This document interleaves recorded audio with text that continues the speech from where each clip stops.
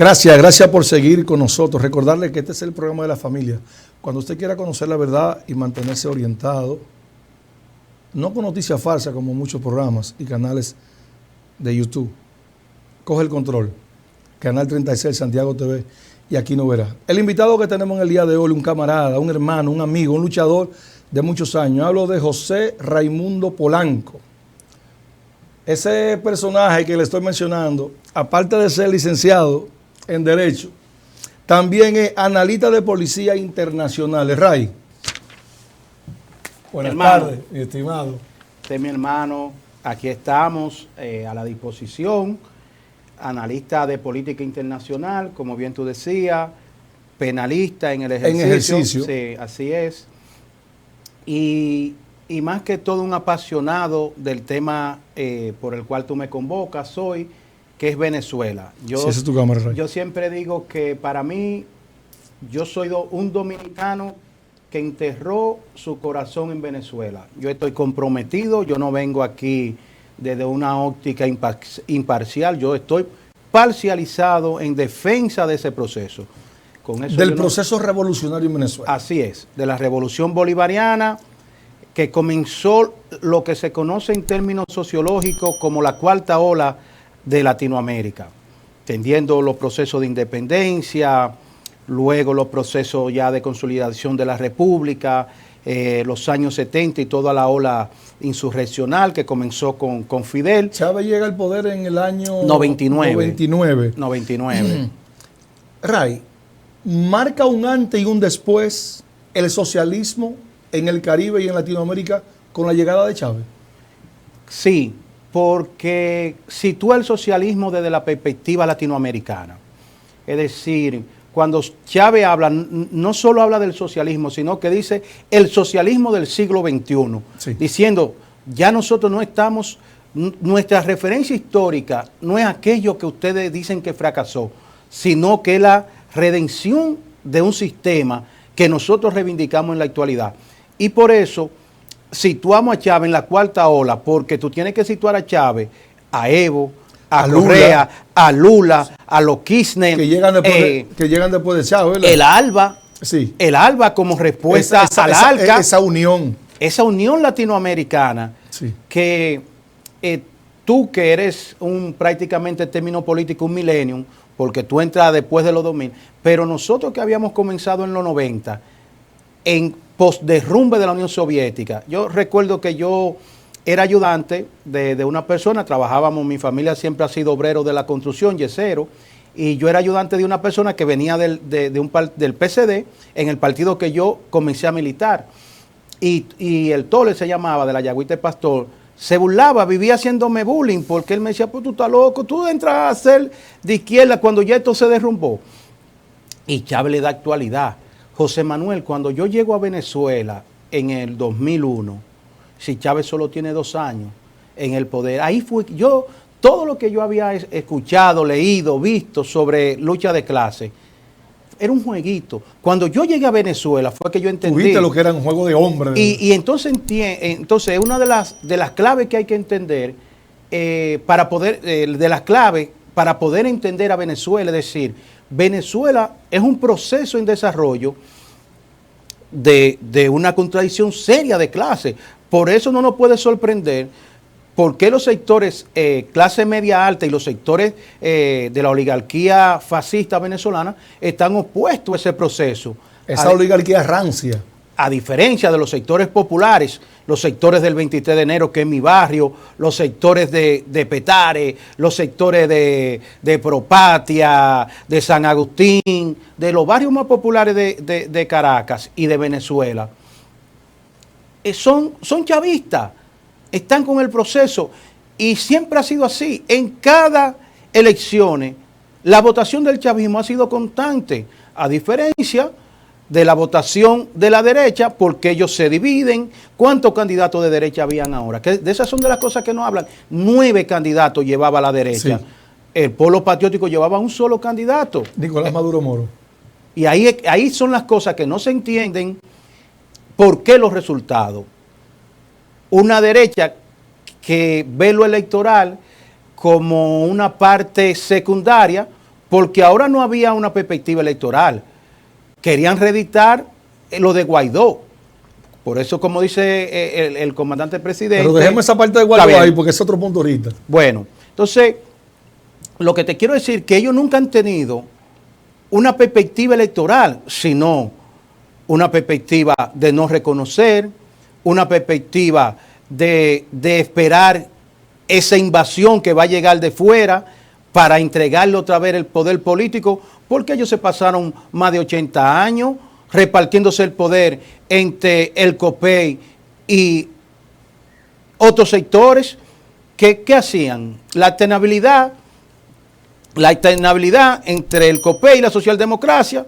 Entonces tú dices, eso es lo que no va a volver en Venezuela, porque Venezuela hizo conciencia de que no es posible retroceder la historia. Eso no es posible, eso es la dialéctica, no lo facilita. Los saltos son hacia adelante, con pequeños retrocesos tácticos, momentáneos, pero no históricos. Entonces, así se debe entender Venezuela, una sociedad en construcción. Te hablan de Maduro, pero no entienden que Maduro es parte de un proceso. Sí. Te ponen a Maduro como... La oveja negra. No, un tonto. Señores, y usted va a descalificar a un líder que esté enfrentado directamente al imperialismo norteamericano. Que le han intentado más de 20 intentos de asesinato, 2 intentos de derrocamiento con golpe de Estado, porque lo han intentado, los magnicidios, lo han intentado todo. Y este señor ahí dirigiendo un proceso. Entonces, ¿qué más? Yo tengo informaciones, Ral, que la derecha en Venezuela ha cometido hechos aberrantes hasta de asesinato para vincular al chavismo. No, pero no es desde ahora. Eso comenzó previo al golpe de Chávez en Puente Laguno. ¿Qué pasó ahí? Wow, un desastre. Un asesinato masivo. Sí. Pusieron francotiradores en la azotea de los edificios. Sí. Les recomiendo que vean La Revolución No Será Transmitida, un video, un documental que hay sobre ese proceso. ¿Y quiénes fueron los muertos? La mayoría fueron muertos chavistas. Sí.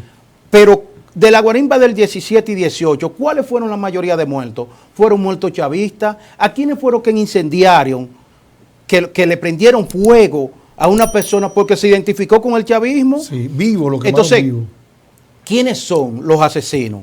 Que den el listado de los muertos. Te dicen, no, que decenas de muertos. Sí, decenas de muertos del chavismo, decenas de muertos de personas que manifestaban simpatía. Entonces, que la represión ¿contra quién?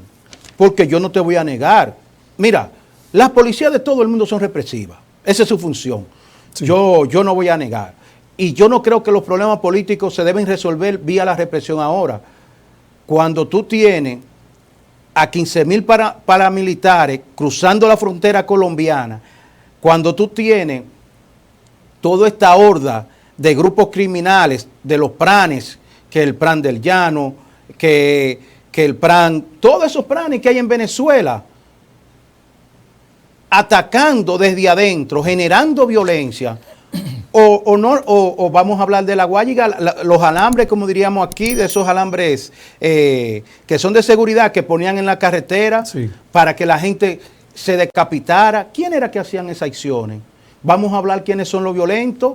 ¿Qué es lo que dice Maduro y el chavismo? Nosotros somos un pueblo de paz, nosotros lo que queremos es paz. ¿Y la derecha qué dice? Violencia, pedir intervención norteamericana, pedir intervención de organismos internacionales, que todos sabemos en qué termina. Esa parte de intervenciones, la vamos a tocar en unos minutos, Ral. Pero contéstame esta pregunta. ¿Es Hugo Chávez a su llegada el motor que motiva a la izquierda en Latinoamérica? Surge la imagen de Evo, mencionaba de Correa, de Lula en Brasil. Ya Cuba es, como quien dice, la cuna en el Caribe. El abuelo de este proceso. De este proceso. ¿Es Hugo Chávez ese eje impulsador para que se levante esa ola de líderes de izquierda en Latinoamérica? Para mí, más allá del liderazgo, para mí Chávez, diciéndolo en una clave espiritual, Chávez es la redención de Bolívar. Chávez que retoma el pensamiento latinoamericanista, enfrentándoselo a esa política de patio trasero, la política de arribista. La política de Estados Unidos de que todo esto es mío. Chávez que nos dice, señores, sí se puede. Y se puede inclusive desde lo electoral. Chávez da un golpe militar, fracasa y sale por televisión diciendo, yo asumo la responsabilidad de este fracaso por ahora. Y volvió, y cuando volvió convertido en miles, pero no en miles de venezolanos, miles de latinoamericanos. Había que ver ese proceso en el 2004, 2005, cuando el Festival Mundial de la Juventud, cuando el Foro Social Mundial, todo un proceso de Latinoamérica unificado en ese proceso y pidiendo una transformación. ¿Y qué pasó?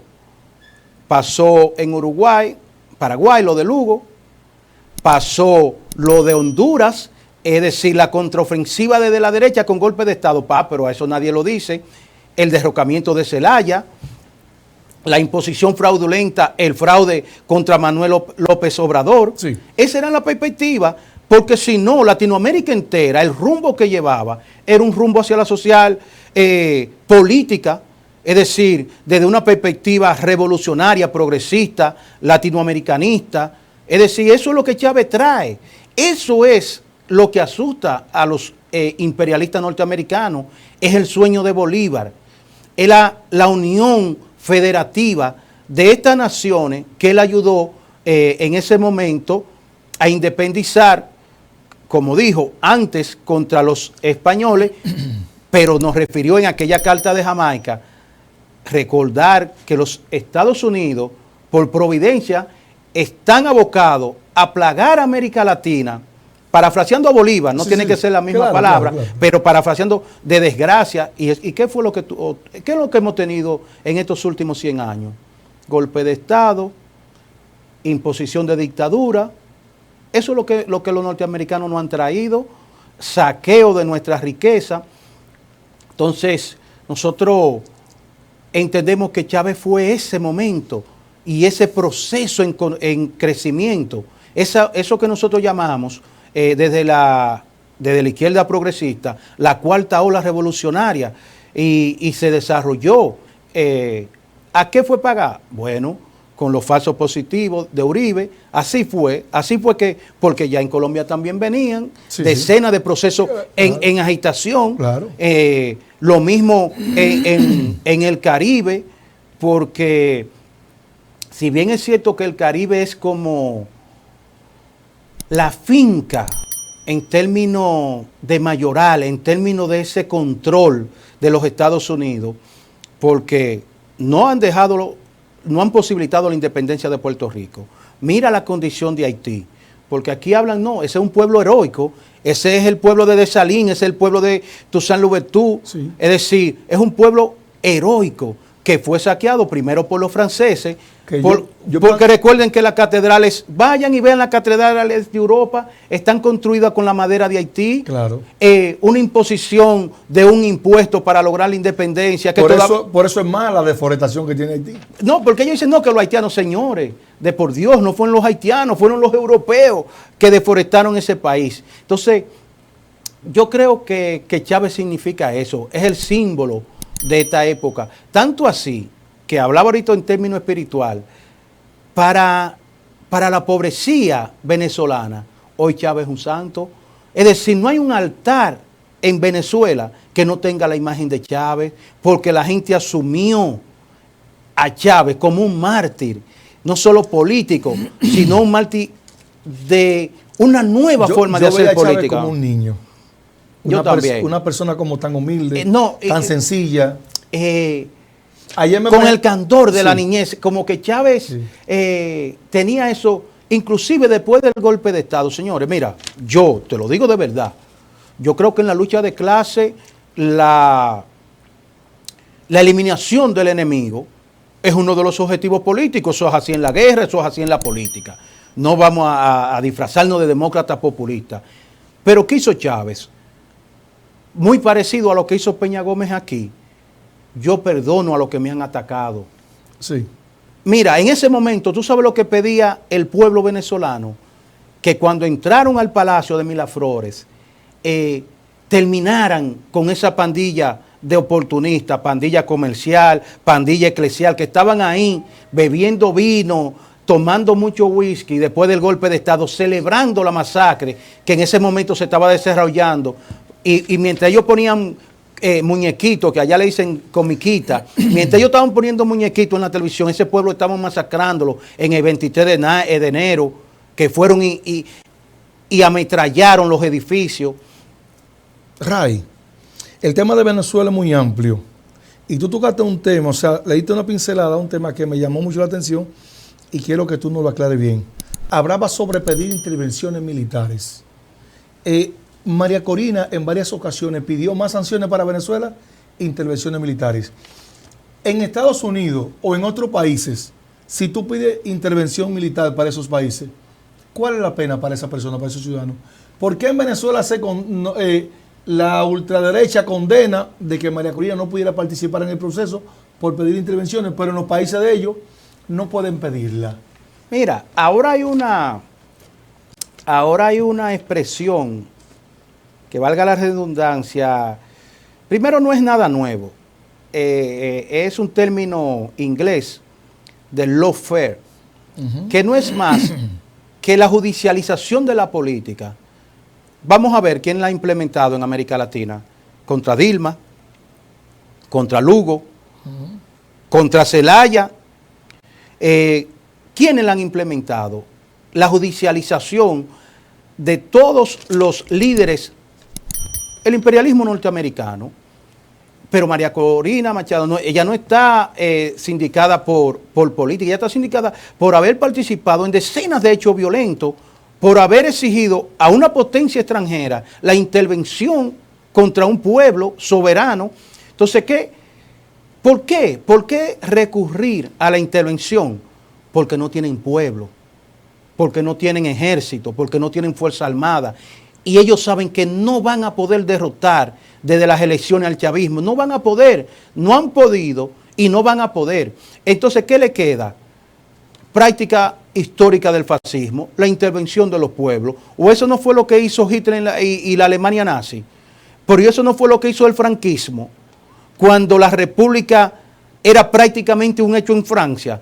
La imposición de la falange franquista en Francia, apoyado por Mussolini y por el propio Hitler. Entonces, ahora, yo le voy a decir al fascismo venezolano que no se vistan, que no van. Porque los Estados Unidos, porque era algo de lo que entiendo que hay que entender, a Venezuela en el mundo, los Estados Unidos ahora no pueden, no es que no quieran, no pueden intervenir en Estados Unidos, porque recordemos la guerra en Ucrania, porque es una guerra proxy. Eso no es una guerra de Ucrania. Ese tema lo vamos a hablar ahora.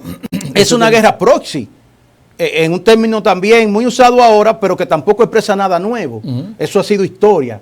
Entonces los Estados Unidos necesitan, o no se nos va a olvidar que hace 3 años estaban cediendo y negociando las sanciones porque estaban de rodillas, porque no podían sostenerse sin el petróleo venezolano, que a todas luces es el gran comodín, es lo apetecible de Venezuela. No solo el petróleo, sino también el oro, sino también el litio, sino también los metales raros, que son los que están en la punta del desarrollo tecnológico mundial, porque por eso que ellos apetecen a Venezuela. No es por democracia, esto no es un problema entre el bueno y el malo, esto no es un problema para entenderlo en la clave de los indios contra los norteamericanos, aquellos europeos que eran los buenos en la película, o contra los gringos salvadores en la guerra de Vietnam. No, esas no son la clave. Esto es un problema político y los problemas políticos tienen bases económicas. Y el que no entienda eso y crea que María Corina y ese grupo expresan que democracia, no. Ellos expresan intereses, que son los intereses de los mismos que dominaban a Venezuela hasta el 99. Para que lo sepa. Y no volverán. No volverán. ¿Es el discurso de Venezuela? Sí. No volverán. No volverán. Y no volverán porque ese es un pueblo que hizo conciencia organizativa. ¿Por qué Estados Unidos no se atrevió a intervenir militarmente a Venezuela? Ahora, porque le encarecería los precios del petróleo. Y para ello, Mira, Estados Unidos está en su fase senil. Es decir, Estados Unidos no solo porque tiene un presidente senil. Que los BRICS están tumbando. No, pero no es que yo creo, es que China ha pasado a ser la primera potencia. Pero ellos no quieren reconocerlo, ¿verdad? No, es que no hay peor cosa que el telco. Estados Unidos, como te digo, está en una etapa de decadencia. Terminal. Y entonces, los imperios, ha sido así desde el origen de la humanidad, en su etapa decadente, se tienden a ser más violentos. Weinstein habla mucho de la teoría del caos, caotizar la humanidad con guerras pequeñas, de baja intensidad, pero generar un caos mundial para ellos poder seguir teniendo hegemonía. Lo que pasa que ya eso no es posible en el mundo de hoy. El mundo de hoy es un mundo multipolar, donde los BRICS pasan a ser un bloque fundamental de la economía mundial. Los BRICS ahora mismo tienen el 35% como BRICS del Producto Interno Bruto Mundial. Venezuela va para allá. Venezuela y decenas, aquí ahora mismo, un aliado histórico, Turquía, todo el mundo está mirando hacia los BRICS. Ray, vamos a ver este video, esta frase muy famosa de Chávez. Y con esa frase nos vamos a pausa de 1 minuto. Una frase muy famosa de Chávez. Vámonos con ese video, Joel. Bastante montaña hay aquí, bastantes sabanas hay aquí, bastantes islas hay aquí, bastante selvas hay aquí, bastante tierra hay aquí. Y saben una cosa, bastante pueblo hay aquí. Y saben otra cosa, bastantes cojones hay aquí.